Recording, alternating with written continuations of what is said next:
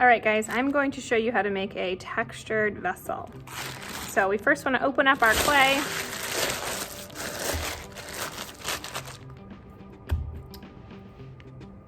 Cut like a 1/2 inch chunk off. If it's big like this, a 1/2 inch chunk will work. If it's like narrower, you might need a little bit thicker. I'm using my floss.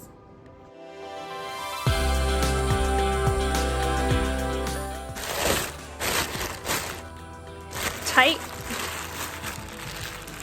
And then I'm going to put it upside down so this part is on the bottom and it's held together.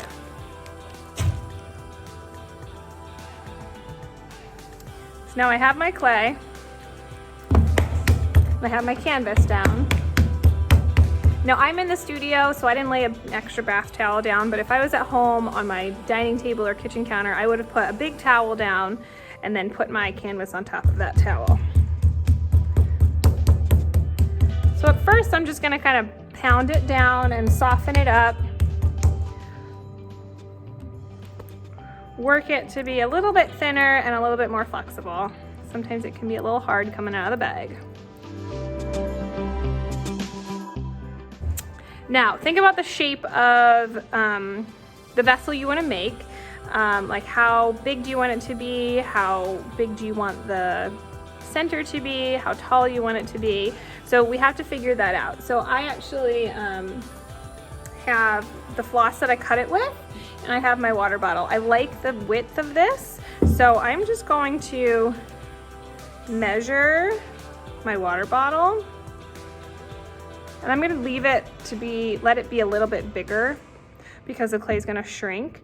So just roughly, I'm gonna say like this long. So when I roll this out, I want to make sure that the length is at least this long, all right?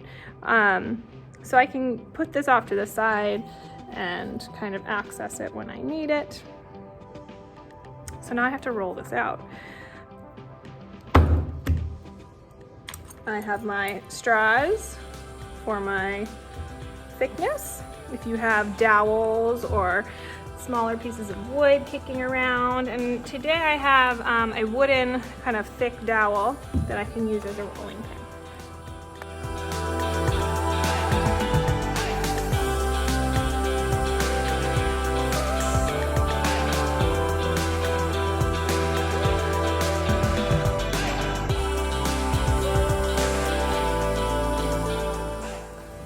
So once you get it rolled out a little bit, there's another method that will also help get this done.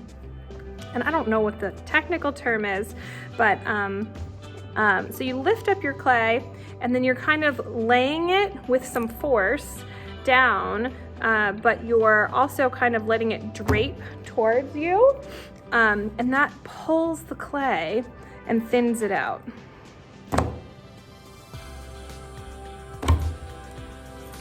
And we do have these canvases that may move a little bit, so just keep that in mind.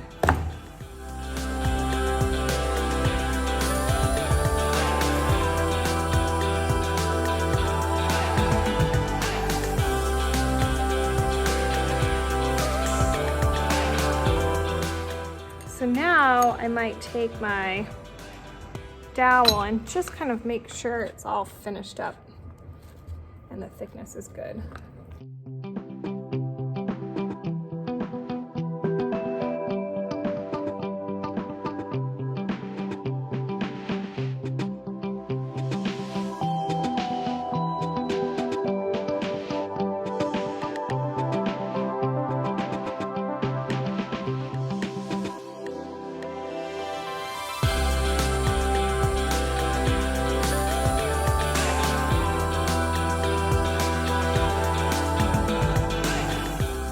So I'm just gonna ignore this thick part because I'm gonna use this as my piece.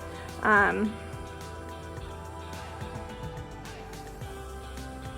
I think we're about there with the size for the cylinder. So I'm gonna be happy with that. Now if you're making a mug or something else out of a slab, you just kind of have to know the size that you need to go for, so you make sure you're making your slab large enough or small enough to do what you need to do.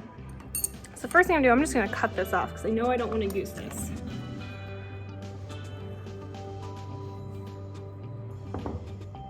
Now this clay, I want to go put it right back in my bag so it doesn't dry out at all. If you have a spray bottle of water, you could just spritz this real quick and then put it back in your clay bag. That's what I'm going to do.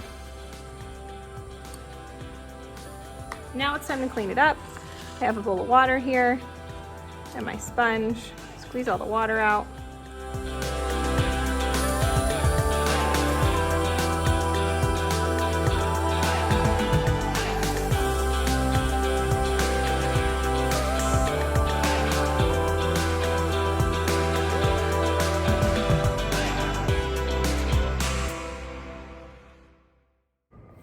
Now, if at any point in time you need to walk away from this because you're at home and something is happening and you got to go do something or take care of something, if you're just going to be gone for like a minute or 2 or 5, you could just throw plastic on top of it, okay? And you could walk away, go do whatever you need to do, have lunch, have dinner, and then come back to it. If you know you're going to be gone for a while, I would not leave it like that. I would take your plastic, take your slab,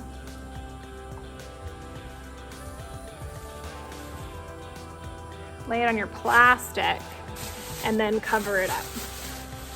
And you can leave it like that overnight or till tomorrow or whatever, okay? So laying it like this will keep it for a long time. If it's just on the canvas, it's gonna dry out a little bit.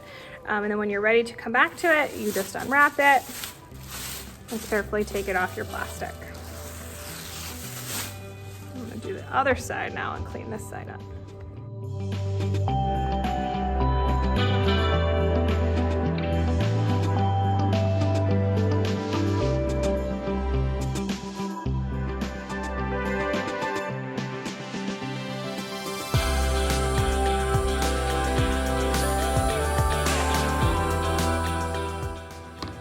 So now I have a nice clean piece of clay and I'm ready to texturize it.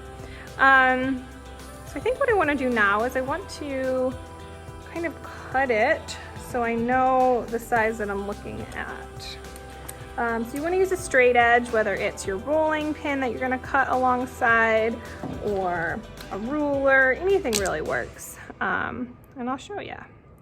So just make sure this is nice and straight, and you want to cut up and down and against that edge.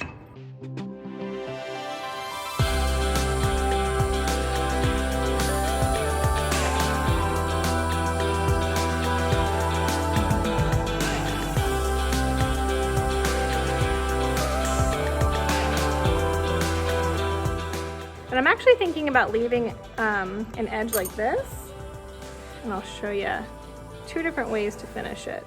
So I'm gonna leave this as a raw edge when I make my piece, I think.